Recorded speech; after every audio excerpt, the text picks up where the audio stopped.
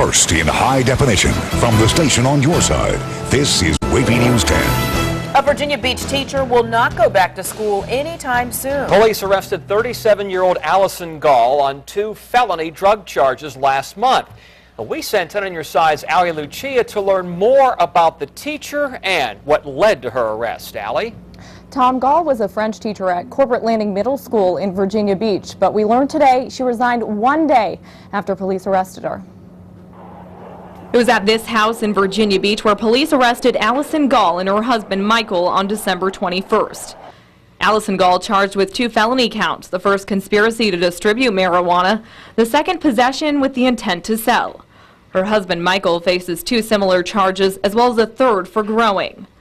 One neighbor we spoke with says she didn't notice anything suspicious going on outside the home. I didn't see the police or I didn't hear any commotion, and I haven't heard anything about it in the neighborhood. But this is a quiet neighborhood, and I'm really surprised. But according to court documents, police became suspicious when they noticed the couple's power bill was much higher than neighbors in the 6 months leading up to the arrests.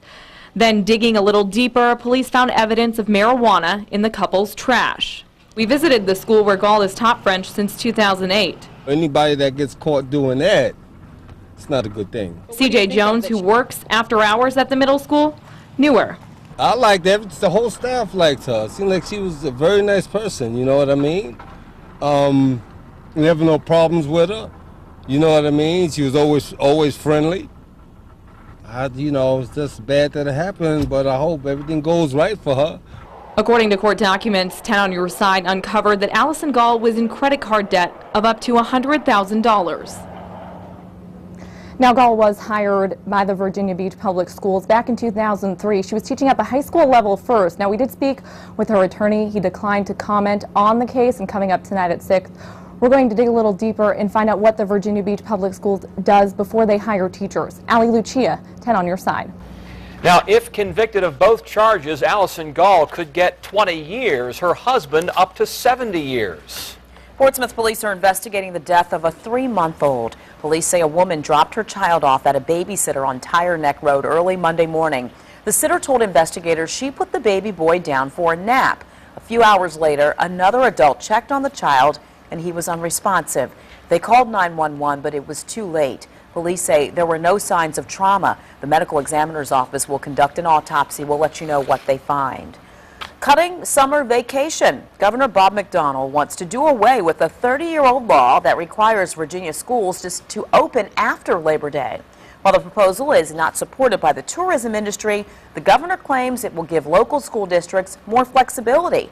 10 on your side's Ava Hurdle has reaction from both sides. Ava? Nicole, the proposal draws reaction pro and con from parents, educators, and tourism officials. Well, it seems to work in other states. The teachers love it, and the students tend to learn better. Starting classes before Labor Day is a prospect some can live with or without. Not a good idea. My kids go out of town for the summer, and they come back right before then. Already, 77 of Virginia's 132 school districts got waivers to start school before the traditional end of summer. Teacher groups like the plan. So if we were able to start school a week earlier, that would be more instructional time that the teachers would have to get the students ready for these standardized tests. And not only the SOLs, but the AP tests as well. But the tourism industry supports keeping the school calendar as it is. Oh, I'm not for it at all, because that'll really hurt business the last 2 weeks of August. Families will not be traveling when they're getting ready for school the next week or starting school, so we'll be eliminated to just having travel on weekends. And that, he says, will cut back on Sunday to Thursday business. He says making the school start date earlier may leave businesses that cater to tourists short-staffed. I'm Ava Hurdle, 10 on your side. The General Assembly could decide on the school calendar change this session, which begins tomorrow. Close call at Virginia Beach. Firefighters had to work fast. One person made it out of this house on St. Mark Road, but another needed help. Medics took both people to the hospital. Investigators say a faulty electrical circuit started this fire. Investigators are still working on this one. They don't know why this house in Corolla burned last night. These pictures come from the Facebook page of the Outer Banks Voice. The smoke and flames so thick that nearby homes were damaged. We're told the Ocean Hill home was under renovation. The Suffolk Police Department is looking for the suspect in several air conditioning thefts. These are surveillance photos from one of the crimes in December. 2 other businesses were targeted in January. One of the units fell out of the truck and was recovered and returned. If you recognize the suspect or the vehicle used in the thefts here, call the crime line. State authorities are investigating improperly installed whole home generators that could put dozens of homeowners at risk of electrocution or explosion. Companies owned by Stephen and Angela Mills reportedly installed the generators in more than a dozen cities and counties locally and in the Richmond area. Stephen Mills says they did the work according to state code and regulations. He said the companies are cooperating with authorities, but state investigators say they are not. If you had a generator installed by Virginia Air Mechanical or Superior Mechanical Services, don't use it until you get it inspected. Also, call the Department of Building Inspection Citizens Assistance Line at 748-1779. We'll repeat this number for you later in the newscast. They'll be praying by candlelight, hoping for the safe return of a VCU student. 22-year-old Ian Burnett is from New Kent County. He disappeared during a New Year's trip to New York City. No one has seen or heard from him since December 30th. People have posted flyers like this one all over New York City. Ian's parents went to New York to search the subway stations and streets themselves. And now they're back in Virginia, hoping their son will come home. Tonight's vigil begins at 7 in the parking lot of Active Life Fitness Center on Aspen Graff Lane. Well, 10 on your side's following the case of a missing Virginia Beach sailor. The wife of 2nd Class Petty Officer Sean Hatfield told us today that she hasn't heard anything from her husband. No one has heard or seen or heard from Hatfield since January 1st. Last week, police, family, and friends and strangers searched the Lansdowne Commons area for any sign of Hatfield. The chief of Naval Operations says the U.S. will not be, quote, taking its eye off the ball in the Middle East as it looks to strengthen its military presence in the Asia-Pacific. Admiral Jonathan Greenert says he doesn't foresee a shift in naval forces from the Middle East. Greenert said, if you ask me what keeps me awake at night, it's the Strait of Hormuz and business going on in the Arabian Gulf. Last week, Iran warned American vessels against entering the strait after the U.S. tightened sanctions over Iran's disputed nuclear program. A powerful earthquake in the waters off western Indonesia prompted a brief tsunami warning. Residents in cities along the coast poured into the streets after the 7.3 magnitude quake rattled them from their sleep. There are no immediate reports of injuries or damage. A giant quake in Indonesia in December of 2004 triggered a tsunami in the Indian Ocean that killed 230,000 people. 4 GOP candidates are getting help in Decision 2012. It's coming from the American Civil Liberties Union, which supports their efforts to get on Virginia's primary ballot. Texas Governor Rick Perry sued last month after failing to collect the 10,000 signatures required to qualify for the state's March 6 primary. Newt Gingrich, John Huntsman, and Rick Santorum also failed to qualify and later joined that lawsuit. The ACLU says Virginia's ballot law is unconstitutional. A hearing is scheduled for Friday in Richmond. But tonight's focus is the nation's first primary, New Hampshire. We'll tell you who's ahead in the early returns at 5:30. And the 2 frontrunners in the Virginia Senate race visit Hampton Roads today. Then on your side caught up with both of them at 5:30, why one candidate is hoping past mistakes don't overshadow his campaign. Crime prevention. We're on your side with information about a free program in one local city that installs special devices to keep residents safer. There are air shows every year here at Hampton Roads, and now federal regulators are taking a look at the safety records of those events. We're going to tell you what investigators expect to happen after the review. Temperatures today, it was a little on the cool side, even though we had sunshine, but there's a good slug of warmer air out there too. But we got all kinds of weather moving in. For tomorrow, we'll tell you all about it in just a few minutes. You're watching WAVY News 10 at 5 with Tom Shad, Nicole Ribas, and Super Doppler 10 Chief Meteorologist Don Slater.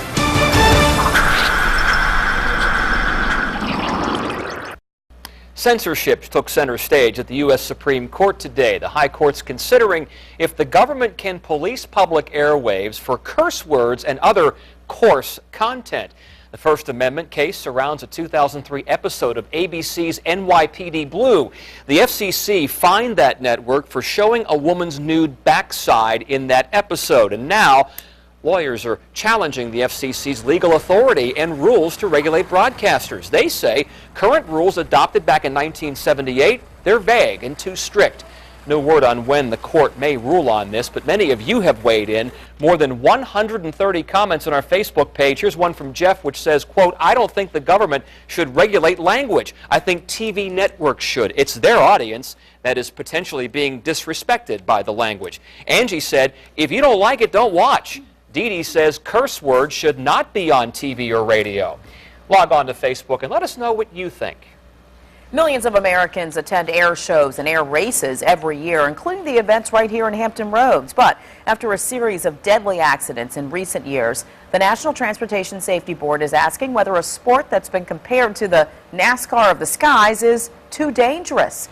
At a hearing today in Washington, organizers insisted safety comes first.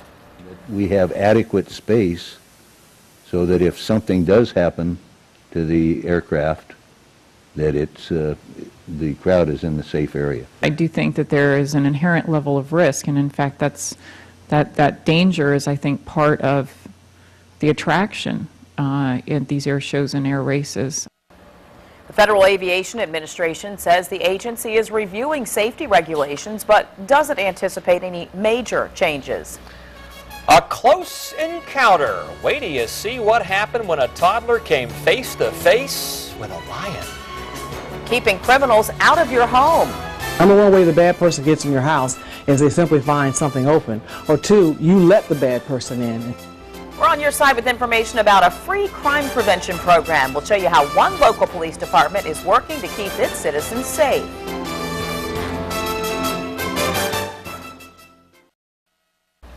You heard of people getting guns to protect themselves and their property from criminals. Police in Virginia Beach are helping residents increase their home security with a proactive program to stop thieves before they can enter a home. 10 on your side's Art Kahn joins us now with details about something that could keep you and your property safe. Art? Yeah, that's right, Nicole. Operation Lookout, as the program is called, offers a variety of home security measures and devices to all beach homeowners 50 years of age or older and at no cost. And Nicole, as you just mentioned, this program focuses on crime prevention rather than intervention. Protecting yourself from crime doesn't necessarily require a firearm. In fact, most police departments discourage citizens from trying to take the law into their own hands. What's going on here is people are putting themselves in danger. They're coming in aggressively. Protecting yourself can be as simple as a procedure Master Police Officer Dolly Deans calls CNL. That's the acronym I use for close and lock, because the number one way the bad person gets in your house is they simply find something open. Or two, you let the bad person in. That's why beach police are offering homeowners who are at least 50 years of age a 180-degree viewer or peephole for the front door at no cost, including installation. Because our really objective is for my seniors to be able to make an intelligent decision. When someone comes to your front door, you're able to look through this peephole and look out and see who it is. And if you don't recognize who it is, you don't open the door to them. Another security device offered through Operation Lookout is the Crime Watch lamp adapter. You turn it off. Turn it back on again, and the light begins to blink. A beacon to both first responders and neighbors that you are in need of emergency assistance. Of course, you have to have that dialogue with your neighbors, let you know what's happening, so when they see your front porch light, blinking, that there's a problem. Before installing these devices, police will conduct a complete home security assessment of your property to make sure you don't give criminals an inside track to you or your home. And this the program is taking hold. More than 200 households a year in Virginia Beach are enlisting in the program, and that city's police department says it is helping to reduce the number of break-ins there. Art Kahn, 10 on your side. Now, if you live in the resort city and you want more information on the program or any other crime prevention topic, just contact Virginia Beach Police at 385-1068. The National Guard is helping people in Alaska, a fishing community there, dig out from a record snowfall. You might be saying, Alaska? Snow? Well, This is the town of Cordova, where more than 18 feet of snow fell over the past couple of weeks. The mountains of snow collapsed roofs, trapped people in their homes, triggered avalanches. The mayor declared a state of emergency here. The town is equipped to handle snow like many in Alaska, but 18 feet? No, not that much. That is a lot. Never heard of such a snowfall before. 18 feet of snow in one snow. Yeah, that's a pretty incredible snow. And Nome, Alaska is cut off. They're usually open to the sea. They're cut off, and they can't get fuel, so they can't get heat. So that's very serious. Yeah, they're going to run out of fuel if they don't get. They're going to run out of heat if they don't get some fuel. Here's a look at what's going on for us. Unusually warm. It's been that way really all winter long thus far. And really today was cool, but not that bad. It was around 54. 55 degrees. We've seen a little bit of cloud cover into the setting sun, but the thicker cloud cover is going to come during the day for tomorrow, and we're going to see some rain. This storm is just cranking up, and it's going to crank up a lot more for tomorrow. Here's where things are at midnight. A more solid area of rain, the thicker cloud cover right into here, and that's going to lift northward tomorrow and rain by around noon or 1 o'clock in the afternoon, and it should come to an end around midnight. And there's kind of a double-barreled cold front. We saw the one which moves through tomorrow night, and there's a secondary one right through here by Thursday evening at 7. That'll cool things back down again for Friday. So kind of a little bit complicated, but a very active weather day coming up for tomorrow. Now, again, that's going to be the main storm moving through, especially tomorrow afternoon and tomorrow evening. Thin cloud cover into the region already, and it looks for all the world like we're socked in. But again, you'll see our tower cam here in just a minute. The thicker cloud cover is on off to the southwest at 9 o'clock this evening. We move through the overnight hours, light and variable winds, the thicker cloud cover moving on in. I think we'll see thin cloud cover certainly by 7 o'clock. And by the noon hour, we've got rain, light rain. Heavier, more moderate rain is on off to the west, but that's going to start moving in during the later afternoon hours. 10 to 15 mile an hour winds at 3 o'clock tomorrow afternoon. 7 o'clock tomorrow evening, 10 to 15 mile an hour winds. But we're in a slug of warmer air, and temperatures tomorrow will likely be at their warmest during the evening hours in this pocket of air south of that warm front. Now, it has yet to lift farther northward, but it does so by 9 o'clock, 15, 20 mile an hour winds. We could even see a rumble or two of thunder, as warm as it's going to be tomorrow evening as that line marches on through the region. There's where things are by midnight. Rain's almost done. 10, 20 mile an hour winds. There's where we are Thursday. Sunshine during the first part of the day, but clouds return in advance of that secondary cold front, which will cool things off coming up by Friday. Here's a look at how much rain we're expecting. Around ½ an inch to an inch of rainfall into the region again throughout the general region. It's going to be cold for a start tomorrow morning, but we'll warm up pretty rapidly into the low 50s at 3 o'clock. But look at this by the midnight hour or so, 11 o'clock, 60, 61 degrees, unusual during the dark of the night. We'll see our warmest temperatures. And then Thursday, even though one cool front has come through, it'll still be fairly mild. Again, the cloud cover, thin cloud cover, and look for all the world like it was real thick. We're going to call it mostly clear because you see lots of the sky through this. Temperatures basically around the 50-degree mark. It'll be cool overnight. We'll look at 59 degrees, but around midnight tomorrow, 11 o'clock midnight, 63 on Thursday, and then things cool back on down for Friday and into the weekend. Need some retail therapy? Experts say this is one of the best times of the year to go shopping. We're on your side with the bargains you'll likely find at the mall. I guess where I'll be dragged to this weekend. Still ahead at 5:30, how North Carolina is stepping in to help the victims of the nation's forced sterilization program.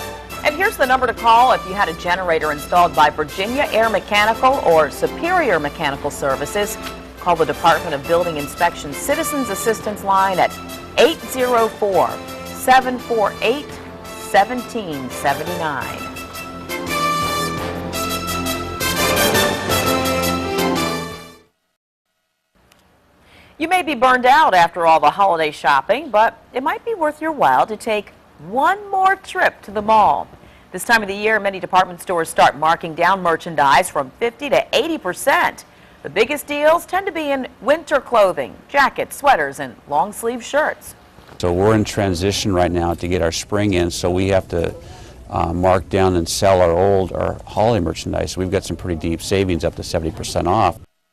You can also expect to see great deals on bedding, including quilts, comforters, and pillows. Experts say check newspaper ads, email offers, and online deals to get the best price.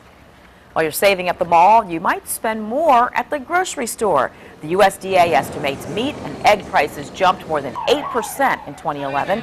Fats and oils rose close to 9%, with fresh fruits and vegetables up about 4%.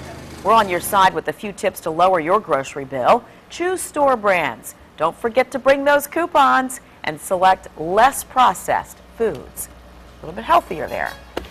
A little girl came face to face with the king of the jungle. Guess what? That encounter, it was caught on tape. Wait till you see how the zoo lion reacted on the other side of the glass. And an elderly woman walks into a bank with a bomb strapped to her leg. It's not the plot of some movie. It really happened. This is Arkansas. You're going to hear who's behind the robbery scheme at 5:30.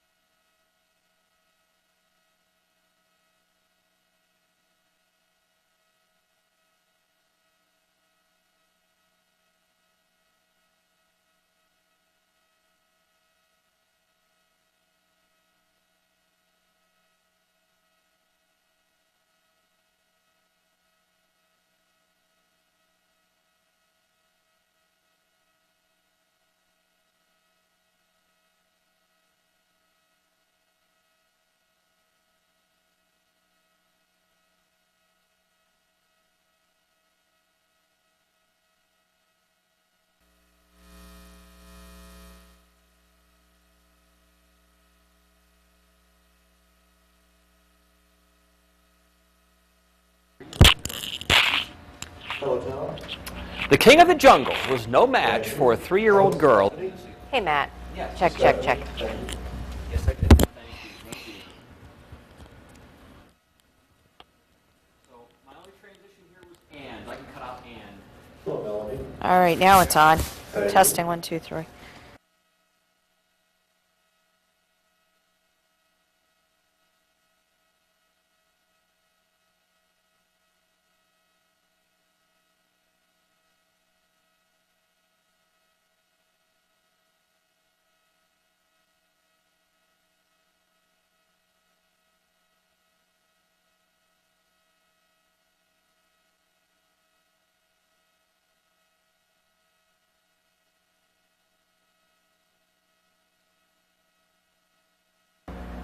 The king of the jungle here was no match for a 3-year-old girl in New Zealand. I was brave. Maybe it felt threatened that Sophia might try and take it, or that he preferred to eat her. She was saying, I was brave. The zoo says the glass here, it's very strong and very safe, but the little girl's mother, as you can understand, was a little nervous. The manager at the zoo says the 8-year-old lion has a history of mood swings. You think? A prescription for mood swings, Florida sunshine. That's where Takari is going. He's leaving the Virginia Zoo and going to Disney's Animal Kingdom in Orlando. Takari was born, Nicole, at the Virginia Zoo back in 2009. She's having a difficult time with this. He's moving to a potential breeding situation as part of the Species Survival Program. It's all good. Stay with us. WAVY News 10 at 5:30 starts right now.